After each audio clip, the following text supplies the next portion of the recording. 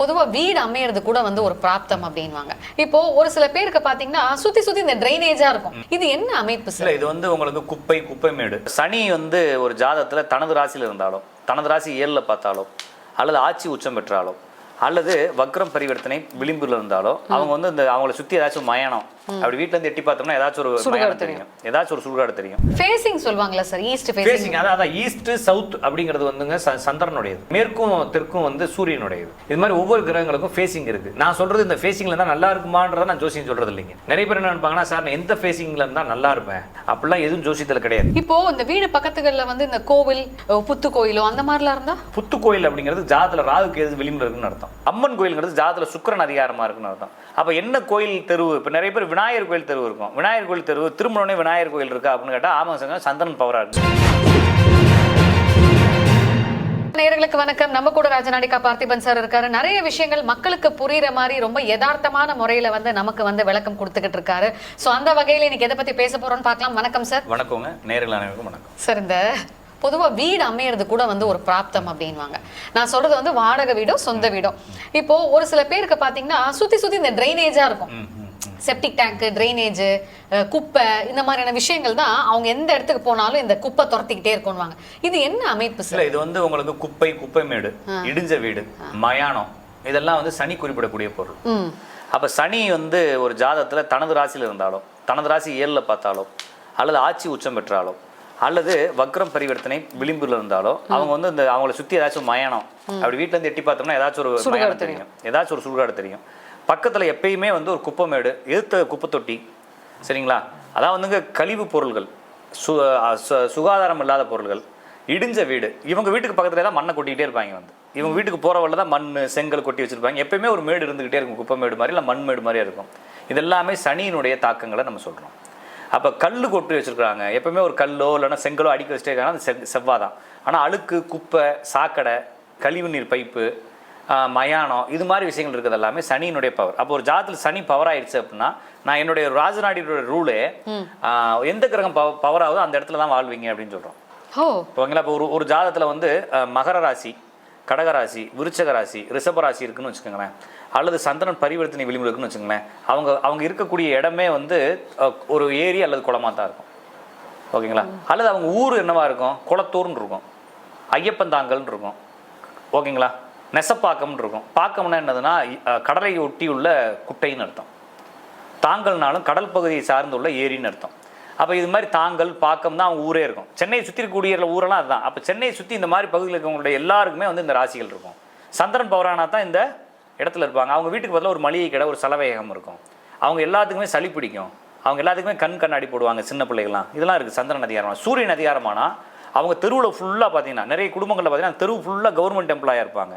அப்படி இல்லாட்டினா ஒருத்தர் மட்டும் கவர்மெண்ட் எம்ப்ளாயாக இருக்க மாட்டான், அவங்க அப்பா ஃபாரினில் இருப்பார், இல்லைன்னா அவங்க அப்பா செத்து போயிருப்பார். அப்போ சூரியன் பவரானா அப்பா இருக்க மாட்டாங்க. நிறைய வீடுகளில் அரசு உத்தியோகத்தில் இருப்பாங்க. நிறைய குடும்பங்கள் தானாகவே அம்மா நடத்தக்கூடிய குடும்பமாகவே இருக்கும். சில குடும்பங்களில் பார்த்தீங்கன்னா, அதனால தான் சொல்லுவேன், இந்த மரக்கடை வச்சுருக்காங்க இல்லைங்களா, மரக்கடை வச்சிருக்க மரக்கடை அப்படிங்கிறது பச்சை மரம் சனி, காய்ந்த மரம் சூரியன்.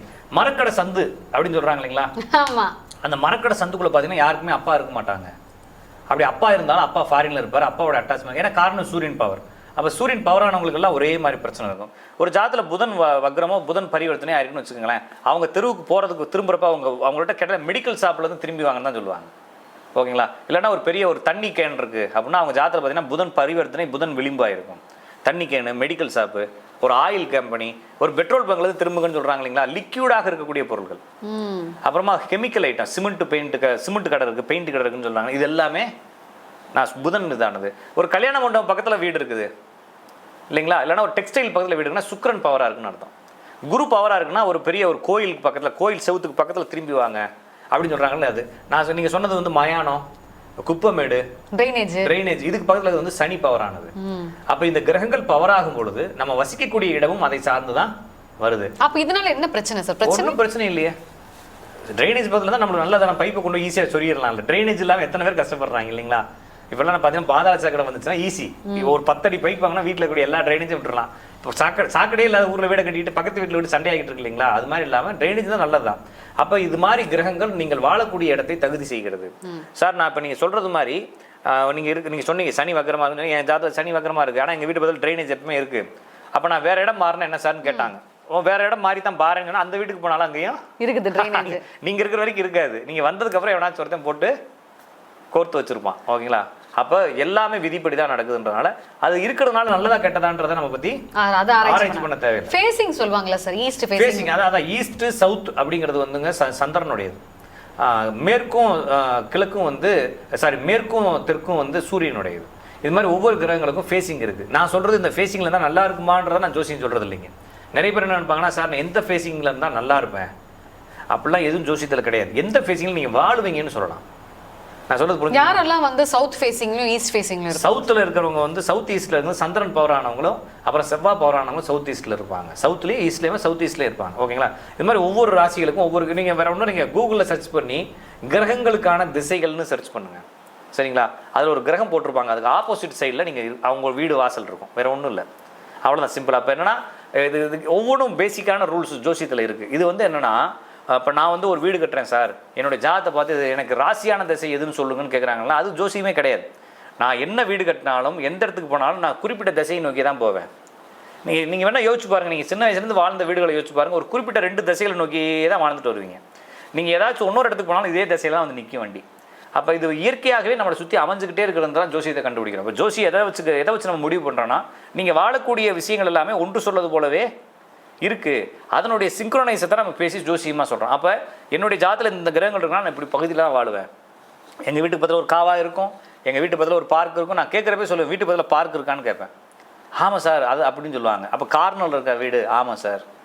ஈஸியாக அது என்னன்னா, ஒரு ஜாதத்தில் புதன் பவராக இருந்துச்சுன்னா அவங்க கார்னர் வீட்லேயோ பக்கத்தில் பார்க் பக்கத்துலேயே இருப்பாங்க. கிராமத்தில் இருந்தால் பக்கத்தில் ஒரு வாழைத்தோப்பு இருக்கும். உங்கள் ஜாதத்தில் குரு அதிகாரமாக இருந்தால் தென்னை மரம் வீட்டில் இருக்கும். தென்னை மரம் வீட்டில் யாருக்கெல்லாம் இருக்கோ, ஆனால் உடனே தப்பாக நெகட்டிவெலாம் யாரும் யோசிக்கக்கூடாது. தென்னை மரம் வீட்டில் யாருக்கெல்லாம் இருக்கும், அவங்க வீட்டில் வந்து ஒரு இல்லீகல் ஒரு மாதிரி ஒரு பிரச்சனையை ஏற்படுத்தி அதுக்கு சம்மந்தமான ஒரு அவமானத்தை ஏற்படுத்தும். இல்லைன்னா பிள்ளையை லவ் பண்ணி ஓடி போயிருங்க. அப்போ தென்னை மரம் ஏன் அப்படி செய்யுது அப்படின்னா, தென்னை மரம் செய்யலை, தென்னை மரம் உங்கள் வீட்டில் யாருக்கோ ஒரு ஆளுக்கு குரு பவராக இருக்குன்றதை குறிப்பிடுது. அப்போ குரு பவராக இருக்கிறவங்க அவமானம் அடைவாங்கன்னு அர்த்தம். இப்போ இந்த வீடு பக்கத்துகளில் வந்து இந்த கோவில், உதாரணத்துக்கு இப்போ விநாயகர் சிலையோ இல்லாட்டி வந்து புத்து கோயிலோ அந்த மாதிரிலாம் இருந்தா, விநாயகர் கோயில் அப்படிங்கிறது வந்து சந்திரன், புத்து கோயில் அப்படிங்கிறது ஜாதத்தில் ராகு கேது விளிம்பில் இருக்குன்னு அர்த்தம். சரிங்களா? அம்மன் கோயில்ங்கிறது ஜாதத்தில் சுக்கிரன் அதிகாரமாக இருக்குன்னு அர்த்தம். அப்போ என்ன கோயில் தெருவு, இப்போ நிறைய பேர் விநாயகர் கோயில் தெருவு இருக்கும், விநாயகர் கோயில் தெருவு திருமணமே விநாயகர் கோயில் இருக்கா அப்படின்னு கேட்டால் ஆமாங்க, சந்திரன் பவராக இருக்குன்னு அர்த்தம். அப்போ எல்லாமே கிரகங்களை சார்ந்து நம்ம பலன் சொல்கிறதுக்கு இந்த மெத்தட் தான் நாங்கள் பயன்படுத்துகிறோம். ஓகேங்களா? அப்போ எந்த கிரகம் பலமாக இருந்தோ அது சம்மந்தமான பகுதியில் வாழ்வாங்க, அது சம்மந்தமான பிரச்சனை வரும். நிறைய பேருக்கு பார்த்தீங்கன்னா ஒரு தெருவில் இருக்கும்போது ஒரு குறிப்பிட்ட நோய் இருக்கும். இவர் இந்த தெருவுலேருந்து கிளம்பி வேறு தெருவுக்கு போவார் இல்லைங்களா இயற்கையாகவே, அப்போ அந்த நோய் சரியாயிடும். சிலர் வந்து இந்த தெருவில் இருக்கும்போது இந்த தெருவுலேருந்து அடுத்த தெருவுக்கு போனாலும் இதே மாதிரி தெருவுக்கு தான் அங்கேயும் போய் நிற்பாங்க. இயற்கையாகவே ஒருத்தர் வாழக்கூடிய சூழல்கள் அந்த கிரகங்கள் சொல்லிக்கிட்டே இருக்குது. அது என்ன செஞ்சாலும் உங்களால் மாற்ற முடியாது கண்டிப்பாக. இப்போ உங்கள் வீட்டுக்கு பக்கத்தில் யார் இருக்கா, பக்கத்தில் டாக்டர் வீடு இருக்கான்னு கேட்டால் ஆமான்னு சொல்லுவாங்க. இங்கேருந்து இன்னொரு ஊருக்கு போவார், அங்கேயும் போனீங்கன்னா கடைசியாக 2வது வீட்டில் இன்னொரு டாக்டர் இருப்பார். அதனால் நீங்கள் நான் இப்போ வீடியோ பார்க்குறீங்க இல்லைங்களா, நீங்கள் வாழ்ந்த பகுதியை சிறு வயதுலேருந்து யோசிச்சு பாருங்கள். இந்த பக்கம் ஒரு 5 வீடு, இந்த பக்கம் ஒரு 5 வீடு, அந்த பகுதியினுடைய பேர், அந்த பகுதி எதுக்கு முக்கியமானது, இதெல்லாம் யோசிச்சு பார்த்தீங்கன்னா நீங்கள் இப்போ வரைக்கும் நீங்கள் 10 வீடு மாறி தான் 10 வீடுக்குள்ளேயே ஒரு பெரிய ஒற்றுமை கூட ட்ராவல் ஆகி வந்துகிட்டே தான். ஏன் சார் இப்போ இந்த எப்படி சொல்றது, இந்த வீடு பக்கத்துல வந்து இந்த கோவில்கள்லாம் சொன்னீங்கல்ல, அதே மாதிரி வந்து இந்த முட்டு சந்தில் வீடு இருந்தா அதெல்லாம் ஒன்றும் ஆகாதுங்க. ஆமாம், எல்லா முட்டு சந்துங்கிறது நிறைய இடங்கள்ல இருக்குது. முட்டு சந்துனால ஒன்றும் பிரச்சனை இல்லை. அதே மாதிரி இந்த கோர்க்குது எது குத்து, இந்த தெருக்குத்து அதெல்லாம் சொல்லுவாங்க. அதெல்லாம் வந்து வாஸ்துல அது சொல்றாங்க. அது மேலே எனக்கு நம்பிக்கை இல்லை. சரிங்களா? தெருக்குத்துல டாஸ்மாக் வச்சாலும் நல்லா சிறப்பாக தான் ஓடும் இல்லைங்களா? அது எந்த வாஸ்து குறைபாடோட டாஸ்மாக் வச்சாலும் கூட்டமாக தான் வராங்க மக்கள். அப்போ வாஸ்துக்கும் அங்கே நடக்கக்கூடிய செயல்பாட்டுக்கும் முக்கியம் இல்லை, அவர் யார், அங்கே என்ன நடக்குதுன்றதா ஒரு விஷயத்தை தீர்மானிக்கிறதே தவிர ஒரு பெரிய ஒரு தெருக்கூத்தான இடத்துல போய் டாஸ்மாக் வச்சா கூட்டமாக ஓடும். அதே டாஸ்மாக் எடுத்து அதில் வந்து பூஜை சாமான்கள் வச்சிங்கன்னா எவனாச்சும் ஒருத்தர் தான் வந்து வாங்கிட்டு போவான் இல்லைங்களா? அப்போ இதுக்கு சம்மந்தம் இல்லை. நீங்கள் எந்த இடத்துல வேணாலும் வாழலாங்க. ஜாதகம் எந்த இடத்தில் வாழ்வீர்கள் என்பதை குறிப்பிட்டு சொல்லுமே தவிர எந்த இடத்தில் வாழ்ந்தால் நான் பெரிய ஆள் ஆகலான்றதை எந்த ஜாதகமும் சொல்லக்கூடாது. அப்படி சொன்னாங்கன்னா உங்களை ஏமாத்துறாங்கன்னு அர்த்தம். அவ்வளோதான். நன்றி சார். நன்றி, வணக்கம்.